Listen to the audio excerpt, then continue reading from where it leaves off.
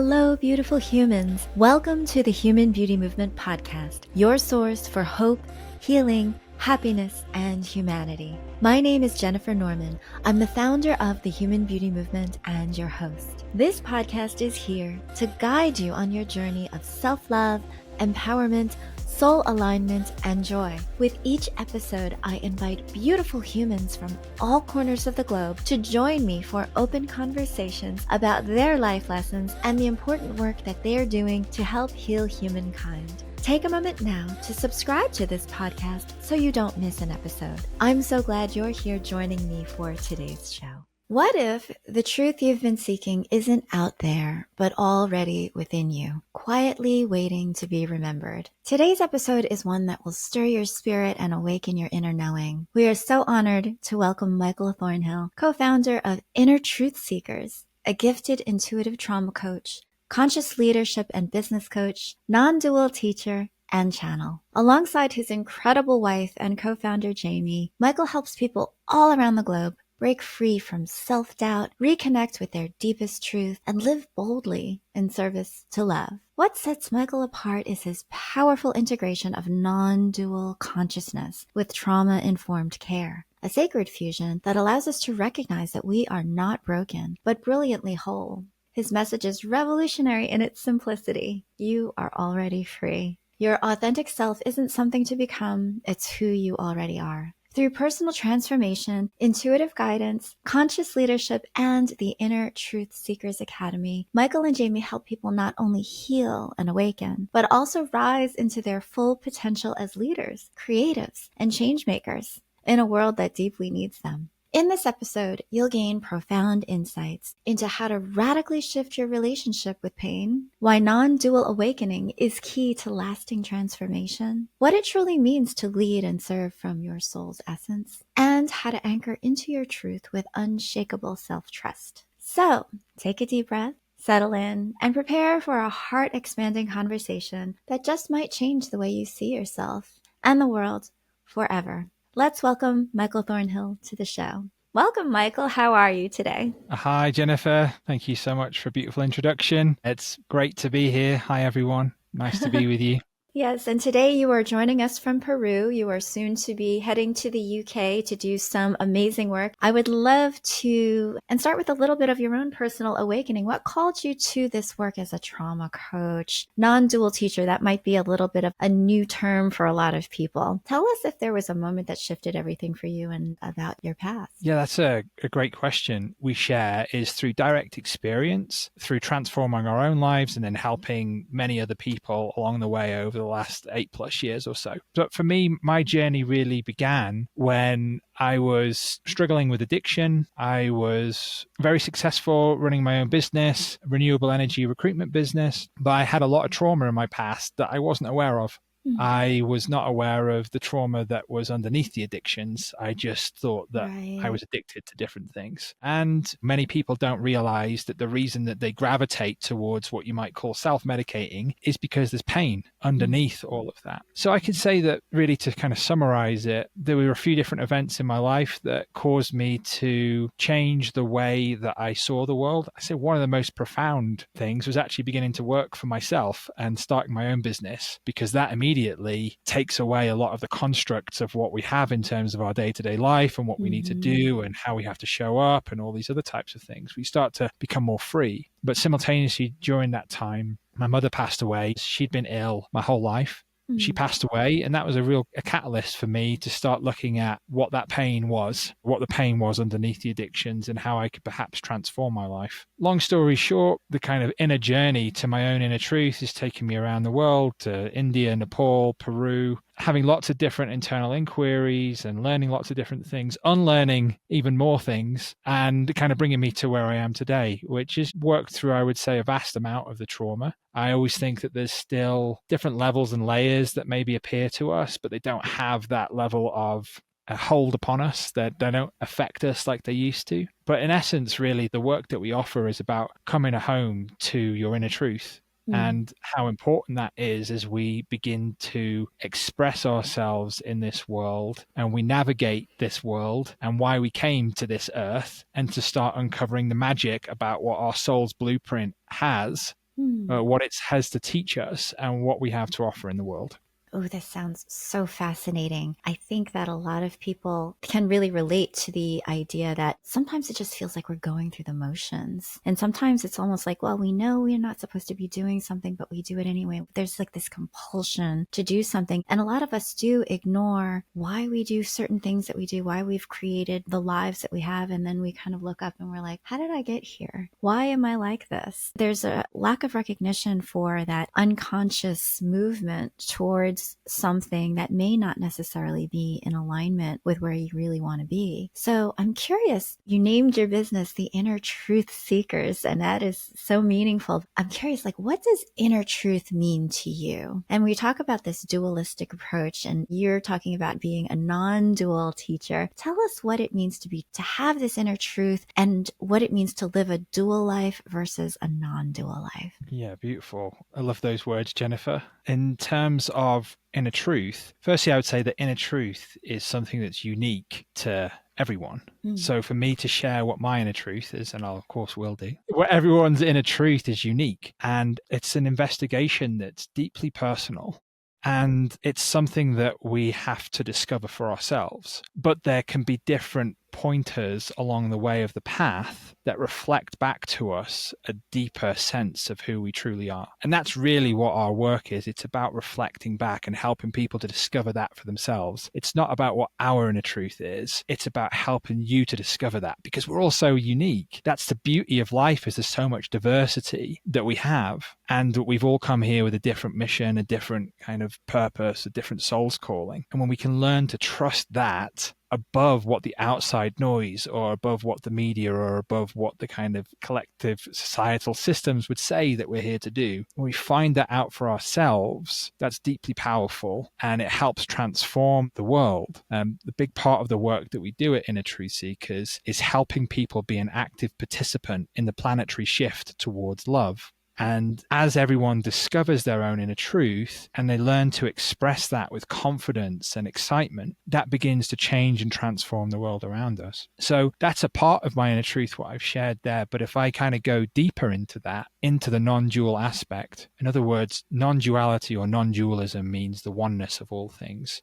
Duality means two, or separation. So if we go really deep into inner truth, in my experience, the deepest inner truth is that there is no separation between you and I. There's no separation between me and the world. There's no separation between the laptop and the webcam, or the speaker and the sky and the grass. It's all one thing. And the illusion of physical reality which we experience is simultaneously deeply purposeful. It's not to bypass the human experience. It's to be aware of our infinite nature whilst expressing ourselves in this world, so that we can love, learn, and grow together. So to kind of summarize that, the deeper that we go with our own inner truth, there becomes less separation between everything. And then as we have our own soul blueprint, or our own individuation and why we come here, there's so many different facets of what that inner truth really means, why we come here, what we're excited about, and how to harness and anchor that inner wisdom so that it guides us through this crazy thing that we call life, that sometimes is completely confusing, and sometimes seems pointless, and sometimes is frustrating, and sometimes is blissful and exciting and beautiful, and then instantaneously can flip on its head without a moment's notice. So that inner truth really is returning to that infinite state of consciousness and allowing that infinite wisdom to flow through in every aspect of our life as best we can.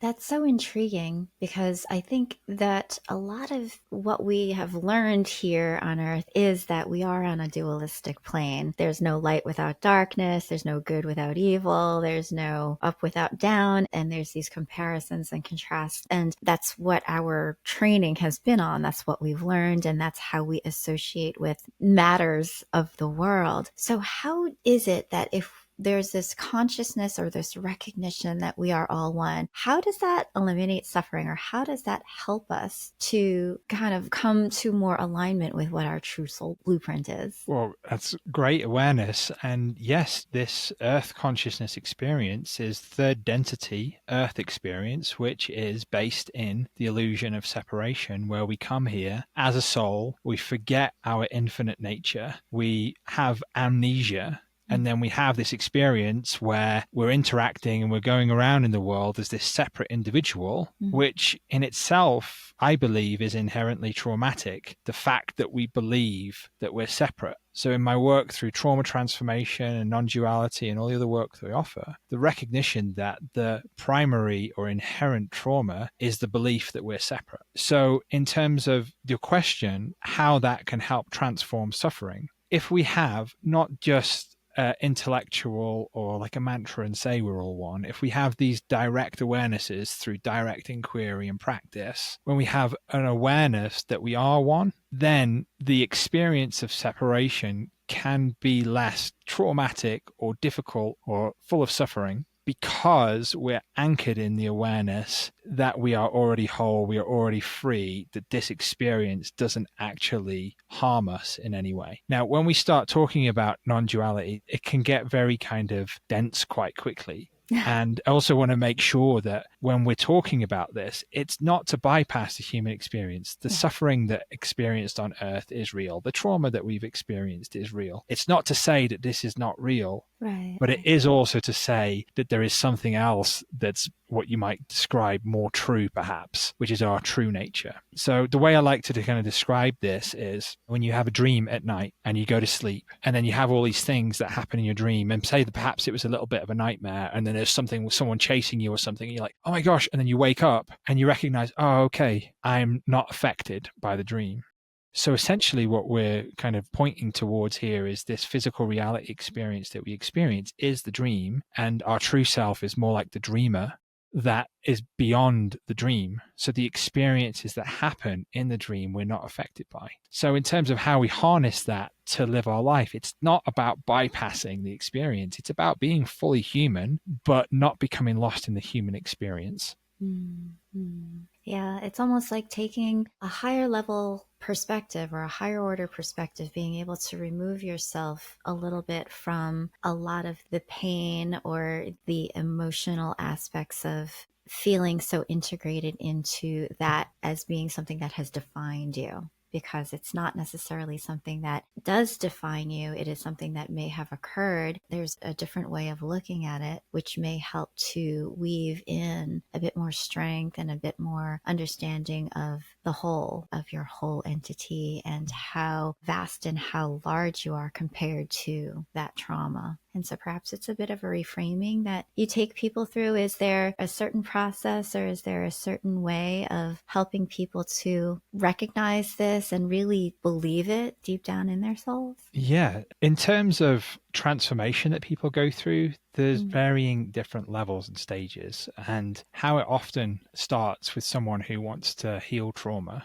is that it doesn't go often straight to the non-dual realms, but there is the process that people who work with me go through, which almost seems paradoxical in its essence, because the first thing that we're doing is we're becoming aware that we have a body, that we are a human. We're becoming aware of, okay, I have feelings stored here. I have feelings stuck in my body. I'm coming back to feeling all these things that I've numbed out or that I've turned away from. So we're coming back into this feeling of everything.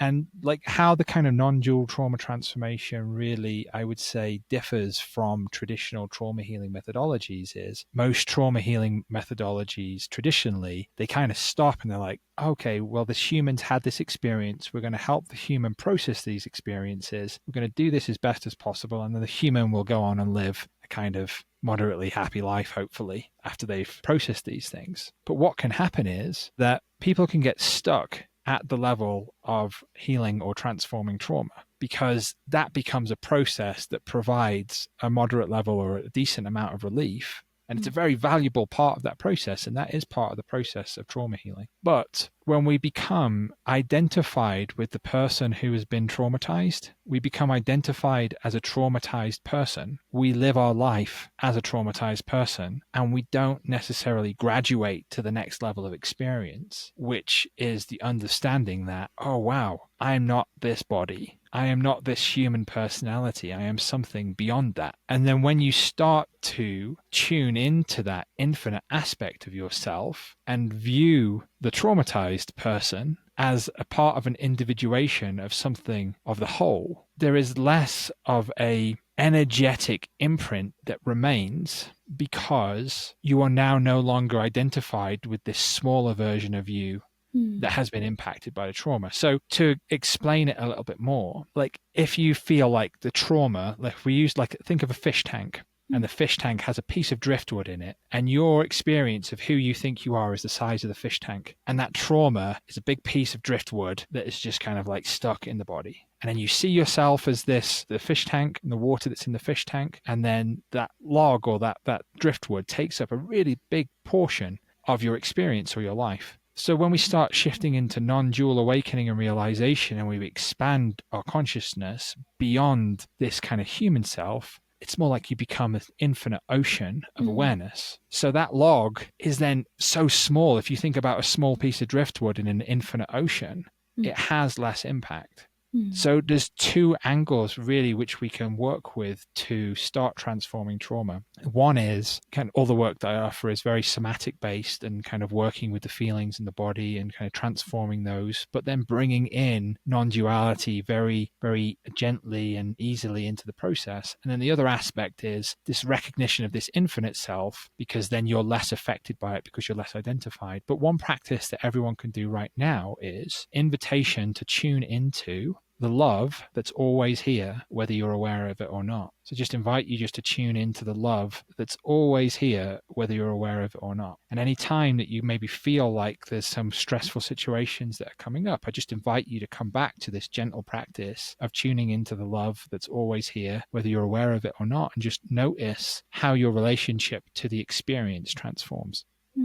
That is really intriguing. I'm wondering, for those who have gone through traditional therapy or have thought about it, you've certainly painted a picture which is dramatically different than what a traditional therapist might offer, or even some sort of life coaches which don't have this soulful spiritual angle. So what you're offering is quite unique. I think that it is something that more people who are looking to figure out what is that something more, what is that calling. And before, it might have been a calling towards religion or some sense of community. But I think that one of the greatest things that we can do is have a greater understanding of our own selves, of our own spirituality, of our own uniqueness in the resonance that we have in the world. And surely there's also this notion like one size doesn't fit all. There are certainly times where I know when I think about the vastness of the cosmos, I'm like, everything is just so insignificant. All these things that I worry about, there's really no reason for me to sweat the small stuff at all, because like, think about this blip in time is just, it really amounts to nothing. And therefore my problems are really small. And then yet on the other hand, I'm like, look how powerful and look how majestic we are and look how important we are.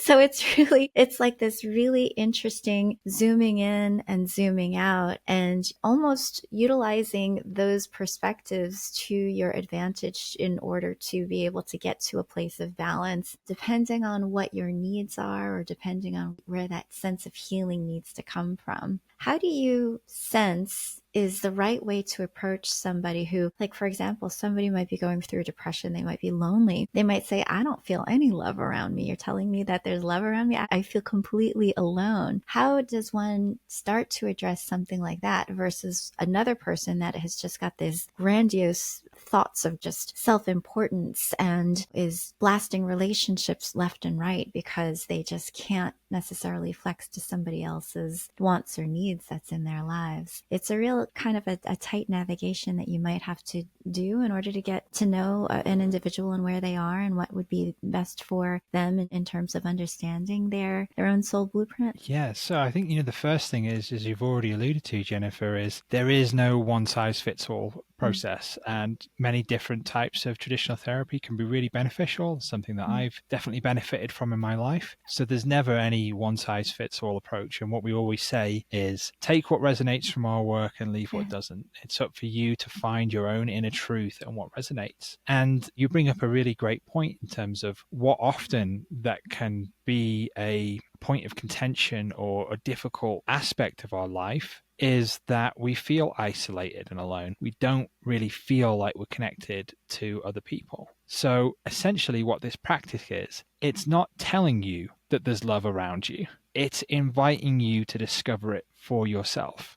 So if you're looking around in the world and if you've had a lot of trauma or negative or difficult experiences in your life, the way that you view the world often can be one that's maybe dark and depressing because that's been your experience of life. So part of that practice, and of course that when guided through our trauma-informed care and helping support people through their process and acknowledging and supporting any emotions that are arising, what you're essentially doing is you're changing your viewpoint. You're tuning into something else. It's almost like, say that you went to a hotel and there was windows on each side of the hotel, and you look out one window and there's just another building that's just straight next to it. And it's just, you can't see out the window. And it's completely blocked from the view, and you go, oh, well, I just keep looking out this window and it's just boring and it's depressing. It's boring and it's depressing. Oh my gosh, what am I doing in this hotel? But that process of tuning into the love that's always here, whether we are aware of it or not, is like going over to the other side and going, oh, wow, there's a beautiful balcony here with a sunshine view and I can see the sunset. What you're training yourself to start doing is to tune into something that is beyond your human experience. What has occurred in your life or the traumas that you might have experienced that's causing the depression is part of the human experience. So as we go into an awareness of the non-dual aspect or our infinite self, what we're essentially doing is we're tuning into more of the non-human aspect of us. So if we have all the issues and the traumas and the problems that occurred in our human life, we're not bypassing it because there is feelings and emotions to process. It's just part of the process. But what we're doing is we're starting to approach the problem from a different viewpoint. We're changing the angle. We're changing our relationship to our experience so that we don't feel overcome or overwhelmed by the experience. We give ourselves an opportunity to have that different perspective. And in my experience, that perspective is simply a truer aspect of who we really are. If we get stuck into this identity of our human conditioning and our trauma, we do become a product of our environment. We do become a victim of circumstance. And now I know everyone's gone through different situations, and I'm not necessarily saying that it's easy and you can just flick a switch and change it, but it's also possible that that can happen, that you can have a radical change of your well-being by simply recognizing that this experience which I'm having doesn't truly define who I am. Often we feel limited by experiences and traumas and situations that were completely out of our control, and we don't know how to change and transform. But what the non-dual approach is, it's offering a portal to you to begin to access the other part of yourself that can go, wow, it's not truly who I am that's having this experience. This human experience is temporary. It doesn't define me. And just instantaneously having that shift can often bring a great level of shift and transformation. You also coach leaders, entrepreneurs. I'm curious because there's always this feeling like, okay, leaders, entrepreneurs, business is so different from having a soul. It's very much transactional and perhaps not necessarily something that really gets entangled with spirituality. But I'm curious, how does intuition and what you help in terms of your coaching, how does that play into soul-led business and leadership today? Yeah, well, thank you for asking. The first thing is, part of the work that we do in Truth Seekers is to help you understand your life's mission and your soul's mission. And then there's a recognition that your life and your work aren't separate. They are not separate things. But often we view our life and our work as separate things. which can, in sometimes, be an indication that perhaps we're not fully embodied in our soul's mission if we have this separation between who we think we are and what we prefer and then what we do for our business or our work. So one part of that process is really bringing everything together. Another part of the process is actually deprogramming what the idea of spirituality and business actually means, because there's so much different ideas and programming about what it means to be spiritual, which really are just human words that have been taken on as the truth, which are not really true. And then we have this framework of what it means to be spiritual, which is also one of the founding principles of Inner Truth Seekers. It's for you to find out what your inner truth is itself.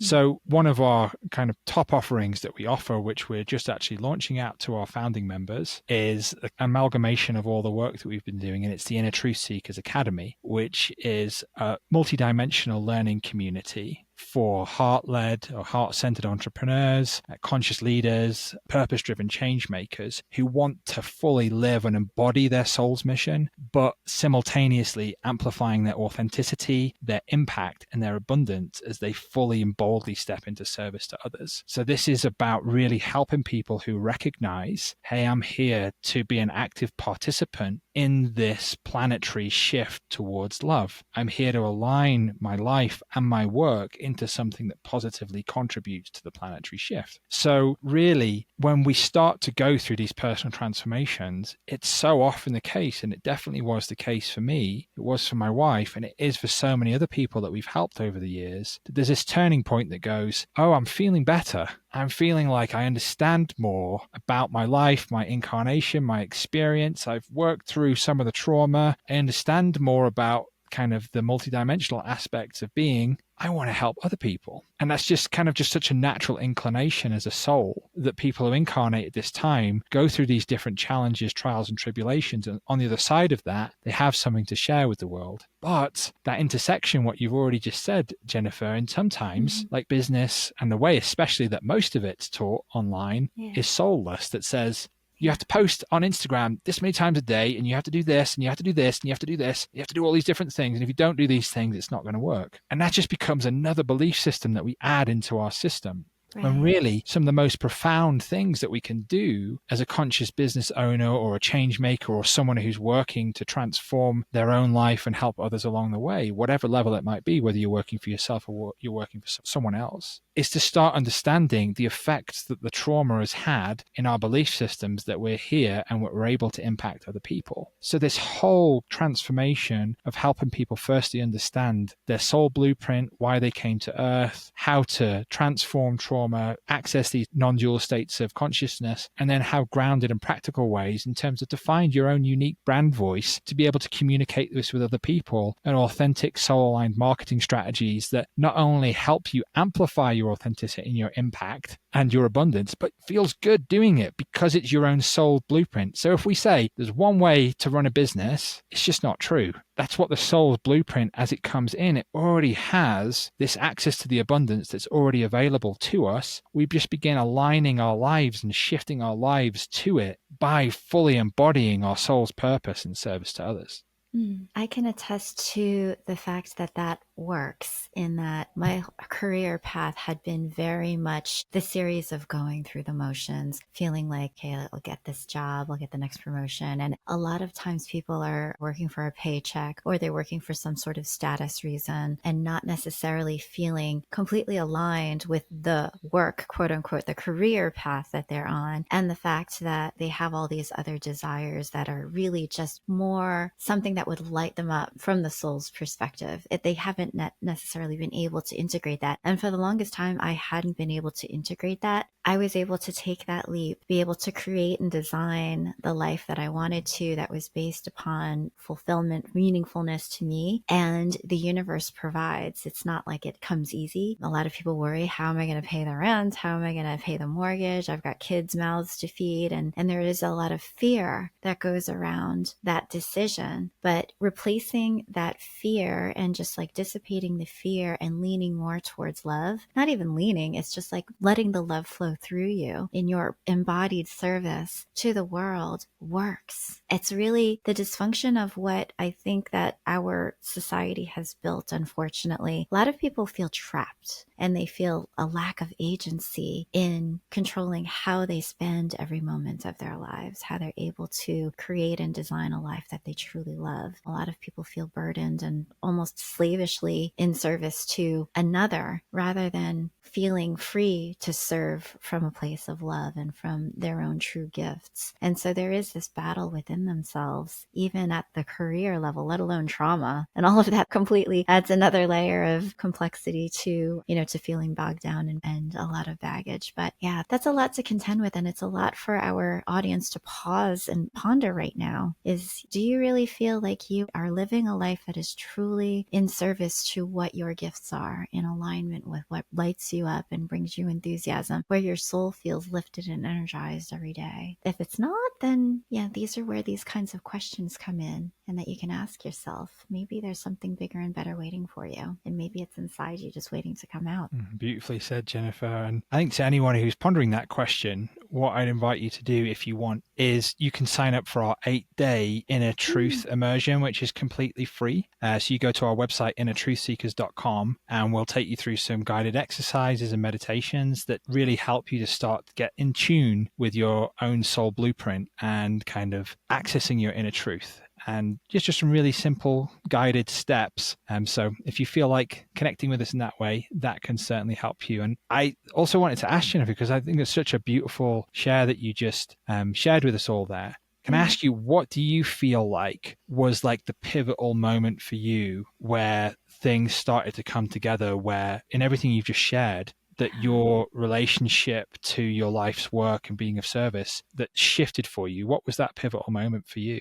There were not only days, not only months, but years of feeling like no amount of money is worth putting up with us. Like there were times where I just felt so like it was so hard to wake up and get out of bed because I just felt like it was such a struggle. And not that the job was great. There were things about it that I truly enjoyed and loved, but I just felt that there was a lack of purpose, a lack of intention. It felt very superficial. I was in the beauty industry for years and years and years. And there got to be a point where I'm like, if I have to try to convince a woman that she's not enough in order for her to buy this product, and for somebody to say, well, how can we get people to buy more of our stuff, even if they don't need it, because we need to get people to buy more? Like it just sat so, like it started to really weigh on my consciousness about the way that business had typically been done and the metrics that we used to use in order to quantify success. And it just started to make me feel a bit ill. And it wasn't until I realized that I had come across so many great people that were making so many dysfunctional decisions. I was like, I have got to escape this. I've got to get away from it. And I got to build something on my own. I got to do it on my own. And frankly, I just wanted to be able to live a life where I could spend time with my family, where I could spend time doing the things that I loved and not feel that I was constantly under the pressure of deadlines. And so I founded the Human Beauty Movement in 2019. And I think at first I went through a lot of the different cycling of how to start a business, how to put together a business plan, how to put together a forecast, all of those things. And it wasn't until I think during COVID, when the world shut down and it made everybody just take pause and really reflect on the important things in life and had a little bit more space to meditate and to be more conscientious. And I also had some personal experiences which really drew me into really seeking deeper meaning and clarity and purpose and intention in my life. And so I did probably a good several years work during that time until I got to the place where I was like, you know what?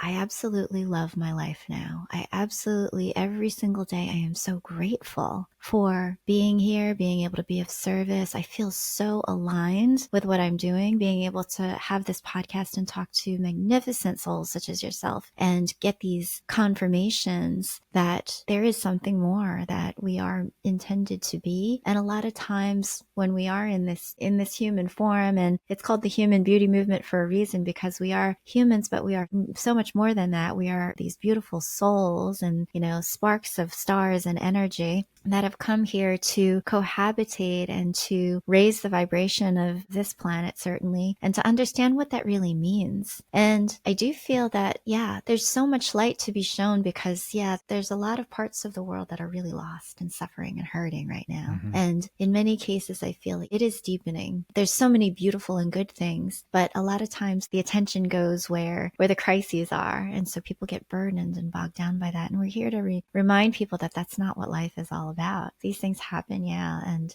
we're here to really just see the better way of having people feel so much joy in their own lives so that they can then resonate and have that joy spill out to others and inspire others, just like catalyzing this goodness that does raise the vibration and move the planet towards love. That's so beautiful. Well, great job in taking all those steps. I know that You as well. from personal experience, it can be really challenging. It can be really daunting to have this recognition that, okay, the life that I'm it's living, scary. Yeah. I'm not happy with it. Yeah. To have that recognition that, okay, something's changing and transforming within me, that this thing that served me so well, that's created the life, it's created security or financial abundance and those things. Right. But I think often when we're in that process, we think that it's one or the other. We think that, okay, I can be unhappy and have money, or I can have no money and then live my purpose. But what it's about deprogramming that and recognizing, actually, no, you can have that infinite abundance. You can live your dream life and you can be of service to others and you can make this positive impact on the planet. It's not true that we have to do one or the other. And it's a process, like you said, sometimes it can take years for us to have this realization. But the kind of work that we're doing at this moment is to help accelerate that process for people as the planet's almost calling out for this shift towards love, as we see so much separation that's going on, so much polarization from one side to the other side, and all this kind of divide. The invitation is really for us to come together right now and to positively contribute to that planetary shift towards love. And if you don't mind me asking you one more question, Jennifer, I'd love to know, like knowing what you know, where you are now, and like you kind of come through that on the other side of it. What would your present day self say to your past self that was kind of having the difficulties? Like with the knowledge that you have now, what advice would you give to your past self that was kind of going through that transformation and maybe having a difficult time? I always find that question really interesting because I think you have to be ready for that message. Like my former self would not have been able to receive the message. The vibration and the resonance just wasn't there. If I were to say, you need to go through an ego death, you need to, it's like, none of this matter. Like, I think that when you are stuck in the five senses and you're living in the trauma and all you can think of is, what did I do to deserve this? Why is my life like this? And you're in that suffering of real deep trauma and calamity. It's really one of those things where going through it and being able to not fight it, not victimize yourself, because it's very easy to play the victim. Woe is me. Look what that person did to me. Look what happened to me. How fighting God, fighting whatever it is that you feel has put you in this position where you're trapped in your career, in a relationship, in whatever it might be. But then having that path and that experience of just like burning everything to ash, just saying, you know what, just really like, I am releasing it all. I am surrendering. I am just going to let my ego dissolve, my identity dissolve, because a lot of what the suffering is just trying to live up to the status is, what will that person think of me? What will my mother think? What will my father think? Like all of that suffering, and then also pain of relationships and things like that. But then being able to find that oneness, as you were talking about, once you recognize, you know what, there's nothing to forgive. Everybody goes through something, some sort of trauma that causes them to be the way that they are, or things to happen, or accidents to happen. What am I going to do for the better? How am I going to let a lot of people on my podcast know that I have this phrase, which is like, my turning point was, this can make me bitter or it can make me better. And I am going to choose to be better. It's like the choice, realizing that things aren't happening to you, they're happening for you. And that everything that happens in your life going forward is because you've made an active decision in order to move that way. Even if it's habitual, like you are still in that moment making a choice to make your life more aligned with your soul or fighting against your soul. And so my current self would say, congratulations for being in the place, because you are about to go through it. You are about to go through that messy middle, and you can only learn by going through it yourself. yourself. There's no shortcuts here. It's kind of like you've got to just cathartize and remove all of those things somatically from your body, from your system, and come to that different perspective where you can see the ocean and not the glass, which is this fish tank, which is keeping your life so small. You can see that you are here to have such a greater impact if you so choose to. And you're letting these little obstacles get in front of you. And yeah, they look huge right now. But once you brave enough and courageous enough to stand up for what your soul really, really wants, then you will be able to make those decisions more often and get momentum behind you and feel that positive momentum going towards the life that you truly wish to live. And it's not perfect. It does the zigs and it zags and all of that. But then everything that you add on, all those other manifestations almost are for fun. It's like, yeah, if I want to like show up in the world as this, or if I want to buy that, it's just like, yeah, this is fun. It's not because it's like, oh, I'm trying to prove something. It's not because I need to have this in order to compare myself to somebody else. It's just because it lights me up. I'm really having a good time doing that. Yeah, I'm going to eat the ice cream. I'm going to, it's like whatever it is. So that to me is part of the process. They say pain is inevitable, but suffering is optional or something to that effect. And it's learning to have agency over your life and to seek support when you need it, such as yourself, because these are things that are hard to do alone. Like you need like having a guide in order to reflect and be your mirror as you're doing this work is so helpful. And so that's why I'm so thankful for you, for your wife, Jamie, for the beautiful, profound work that you're doing. And I just love hearing about it. I love hearing about all of this activations and the academy that you're coming through, because I can see how it can touch lives and really have an impact for the better on people feeling like, thank you for helping me see the free person that I truly am inside. Beautiful, Jennifer. Thank you. Thanks so much for sharing that. I feel like that's connected with a lot of people who are perhaps going through this at the moment. So thank you for sharing that with us.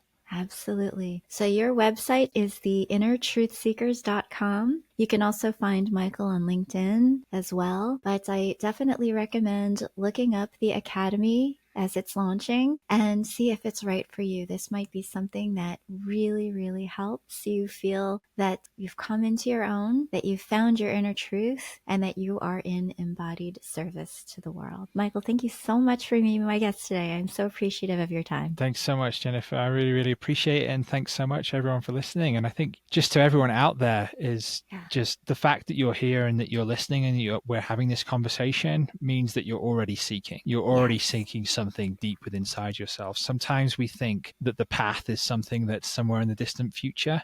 There's just this invitation just to recognize that you're already on the path to your own inner truth. And like I said earlier, if you want to check out our Inner Truth Immersion, which is free for 8 days, direct to your inbox, check us out at innertruthseekers.com. You can also book a free 30-minute clarity call with us. And yeah, we'd love to have conversations with anyone who's interested in the Inner Truth Seekers Academy, as well as our transformative programs that we have online. And the essence really of what we're doing here, in addition to everything else that we've shared, it's about bringing people together who are taking this journey together, that we're not doing this alone, so that you can find yourself surrounded by other people who are taking that bold step into service to others, and that you're able to find that mutual support and accelerate and potentiate each other's growth and evolution. So thank you so much, Jennifer. It's been an absolute pleasure to be on the show, and thank you so much to everyone for listening today. Pleasure's all mine.